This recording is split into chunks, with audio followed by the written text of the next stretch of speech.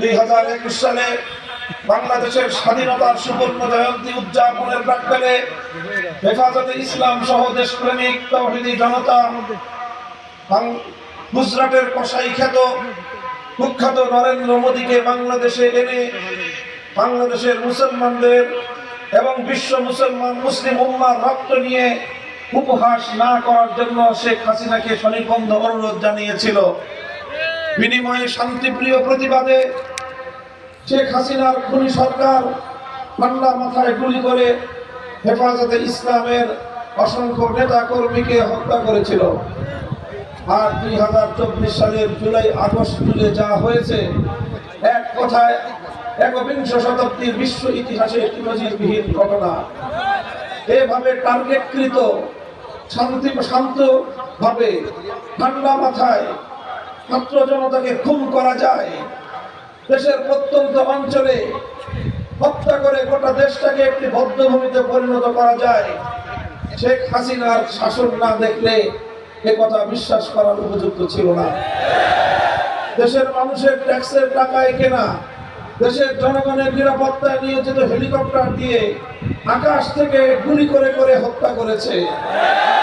হাতুড়ি লীগ, হেলমেট লীগকে নামিয়ে দিয়ে বাংলাদেশের প্রতিটি জেলায় জেলায় স্কুল, কলেজ, ইউনিভার্সিটি, মাদ্রাসার ছাত্রদেরকে হত্যা করেছে। 3 বছরের শিশু পর্যন্ত বাবার কোলে থেকেও ঘরের মধ্যে রেহাই পায়নি। সহস্রাধিক প্রাণকে হত্যা করে এরপরও শেখ হাসিনার রক্ত তৃষ্ণা মেটেনি। সে চেয়েছিল লক্ষ মানুষকে হত্যা করতে হলে তাও করবে, ক্ষমতার মসনদ ছাড়বে না। এমন একটি পরিস্থিতিতে আমার আল্লাহ পাক রহম করেছিলেন। এদেশের মানুষ একটি শপথ করেছিল, আর মানুষের সেই শপথের কথা ব্যক্ত হয়েছিল একজন পুলিশ কর্মকর্তার ভাষায়। আপনারা দেখেছেন সামাজিক যোগাযোগ মাধ্যমে ব্যাপকভাবে প্রচারিত একটি দৃশ্য। একজন পুলিশ কর্মকর্তা তৎকালীন খুনি স্বরাষ্ট্রমন্ত্রীকে বলছিল যে, স্যার, একটা গুলি করলে একটাই মরে, বাকিটি ভাগে না, অন্যগুলা যায় না, বরং আরো আগে আসে। এই যে সাহস, এ শক্তি, এটা আল্লাহ পাক জুগিয়েছিলেন বাংলাদেশের তরুণ প্রজন্মের হৃদয়ে। তারা শপথ করেছিল, জীবন দিতে হলে জীবন দেব, রক্ত দিতে হলে রক্ত দেব, তবু এদেশের মানুষকে জালিমের হাত থেকে মুক্ত করে ছাড়বো। মায়েরা সন্তানদেরকে আদর করে, সোহাগ করে, নিজে হাতে ধরে রাজপথে এনে দেশের জন্য, জনগণের জন্য উৎসর্গ করে বলেছিলেন, আমার এক সন্তান, তুমি যাও, তোমার আত্মত্যাগের বিনিময়ে বাংলাদেশের আগামী প্রজন্ম মুক্তি পাবে।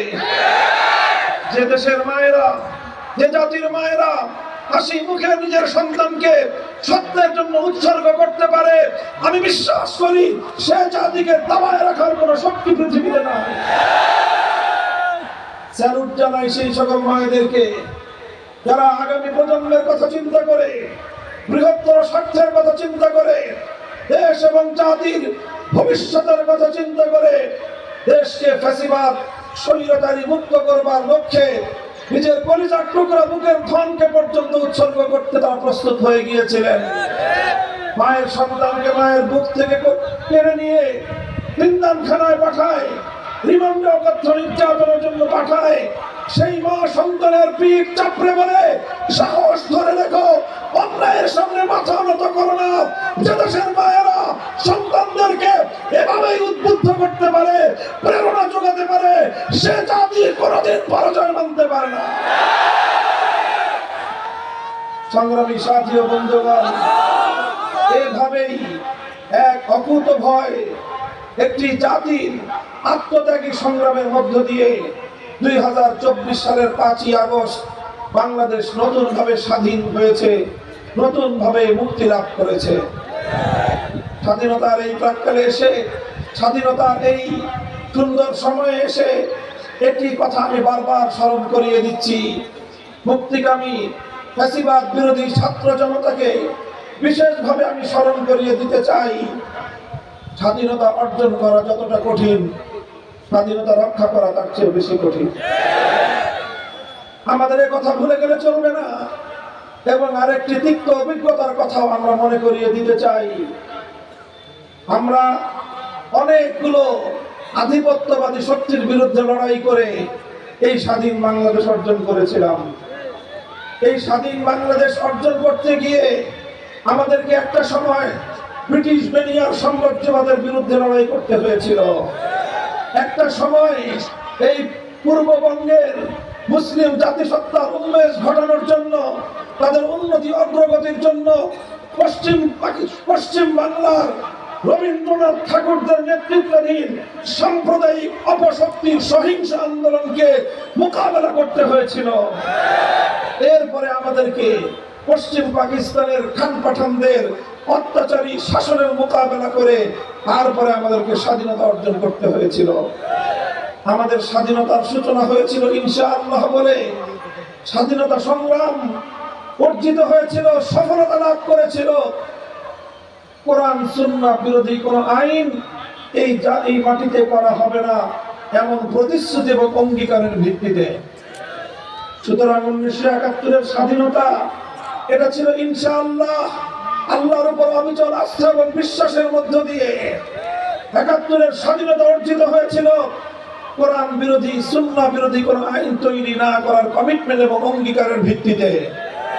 কিন্তু আমরা অত্যন্ত দুঃখ এবং পরিতাপের সাথে লক্ষ্য করলাম 71-এর 16ই ডিসেম্বর বিজয় দিবস উদযাপন করার কয়েক মাসের মধ্যে বাংলাদেশের তৎকালীন 7 কোটি মানুষের ইচ্ছা, অভিপ্রায় এবং আকাঙ্ক্ষাকে বৃদ্ধাঙ্গুলি প্রদর্শন করে বাংলাদেশের হাজার বছরের ঐতিহ্যকে দুপায়ে দলিত করে ভিন দেশি আরেকটি রাষ্ট্রের প্রেসক্রিপশন অনুযায়ী তাদের একটি চিরকুটকে সামনে রেখে জনমানুষের আকাঙ্ক্ষার বিরুদ্ধে 72 সালে একটি সংবিধান বাংলাদেশের মানুষের কাঁধের উপর চাপিয়ে দেওয়া হয়েছিল।